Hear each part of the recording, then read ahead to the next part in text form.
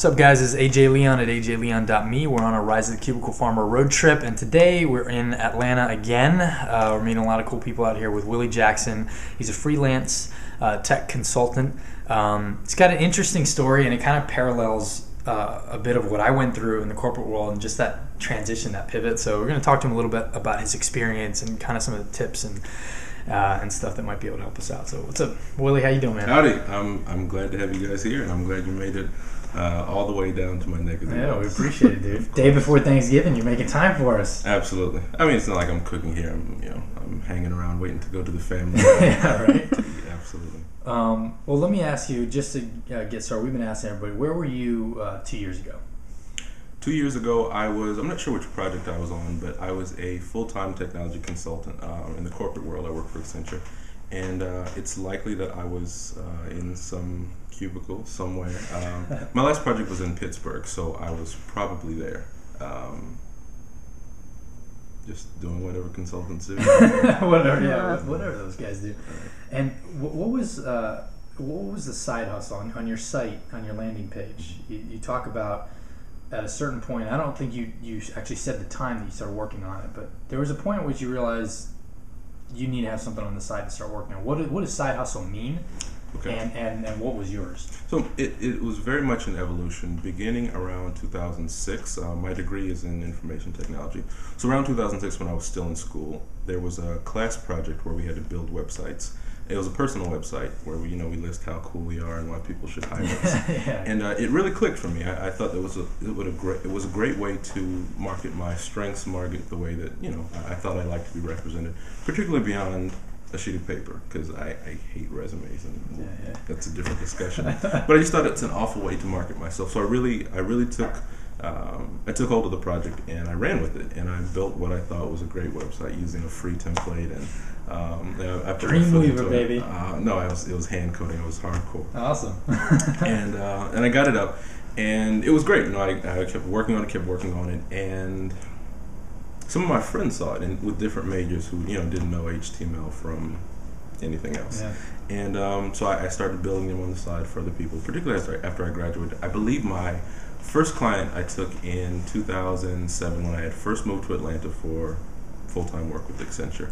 And that's Shannon St. Val. And that was right after graduating? That's right. Okay. That's right. So that was my first actual client, and I think I charged $200, something like that. And I built her site, and that was my first, foray into doing this for other people. And it grew off and on until then. Web design is really thankless. It takes some work. It takes some understanding of the industry in order to be fulfilled by it. Sure. And I burned out several times. You say, "Oh, I hate this. Oh, I love this. I hate this." But you were doing it on the side of Accenture, so you're working full time at Accenture. Right. Okay. That's right. And that's how it started for me. I didn't really think anything of it. I didn't think of it as a great revenue stream at the time because the numbers weren't there officially.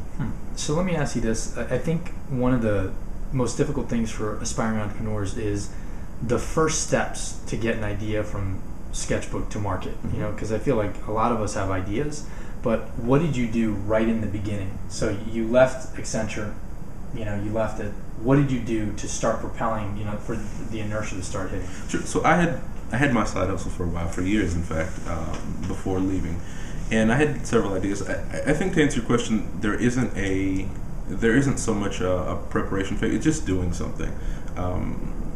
The trouble that most entrepreneurs have, I think, just in my experience, is not that there aren't so many ideas, aren't so many great ideas, that we have too many things we want to do, too many ideas we'd like to pursue, and that paralyzes people. I think the trick is to just do something. You either hate it or you love it, but you're going to learn something regardless. Yeah, do one thing and then, sure. And I tell people, if nothing else, I've learned that corporate consulting is one thing I can check off my list. I do not want to do for the rest of my life. So I think the trick is to just get started. Now, as an entrepreneur, when you started, did you need to reduce your overhead? I mean, what were the financial consequences? I mean, were you, because a lot of entrepreneurs do it and then they're like, wow, I have too many bills to pay, or I don't have enough clients right now. So that middle ground from leaving the corporate job to starting out on your own is difficult. How did that transition work for you, and are there any kind of tips? I just set sail. I just left. Yeah. I had no choice at that point. the stress from my work and not being able to grow my business was causing actual health problems, and I felt like I was going to die. I probably would have if I did not leave my corporate job. People think I'm joking when I say you said like panic attacks. I actually had a pretty significant panic attack that I never had before. The week before I took my vacation time for work, I said I can't do this anymore. And that had never happened in the past. That was like that was the first time I'd ever had anything like that. I didn't even know what it was. Not a good feeling. Yeah, that's scary. Right. I know it. Yeah. Right. So I know I had to change. And I'm not really risk averse. That's probably my greatest skill as a freelancer or entrepreneur, whatever you want to call it. I'm just not risk averse. I'm not afraid of losing everything. I'm not really fearful of the negative consequences, because it's just something that had to happen. Yeah. And I knew that the lessons learned, I'm just 25, I knew that the lessons learned would help me for the rest of my life. And, sure enough, here I am, and I'm not turning back. Yeah. I think your story will appeal, particularly because you're younger, so it'll appeal to the younger crowd of people who are getting, go out of college, mm-hmm. and they get jobs at big firms, and maybe they reach that phase where they just can't do it anymore. If you were talking to somebody like yourself, a few months ago, so back in March, that maybe has a side hustle, maybe doesn't, but certainly doesn't want to do what they're doing. They're just maybe there for the paycheck. Mm-hmm. What would be a few tips that you could tell them to get started moving in that direction, to pivot out of the corporate world into their own? Mm-hmm. Are there anything that you've learned that you'd say, start doing this to at least move in that direction? Reading is a big part of it. It's hard to overstate the importance of expanding your mental horizons, because there's a world beyond which people are simply you don't know what you don't know when you don't know it. So reading books like Escape from Cubicle Nation, it's a plug. It's it's convenient, but you met Pam, and that relationship and reading that made a monumental impact on you. That was probably the sole reason that I'm able to, the main reason at least, that I was able to make a successful transition, because I found out about this movement, this world of people who are disenchanted with the status quo and the cards that we had been dealt, and the assumptions that we made about being successful. So a lot of my personal motivations comes from challenging the idea that we're supposed to follow this boring script. Go to school, get a degree, work a job, and then die. That's not really a very inspiring existence. Yeah.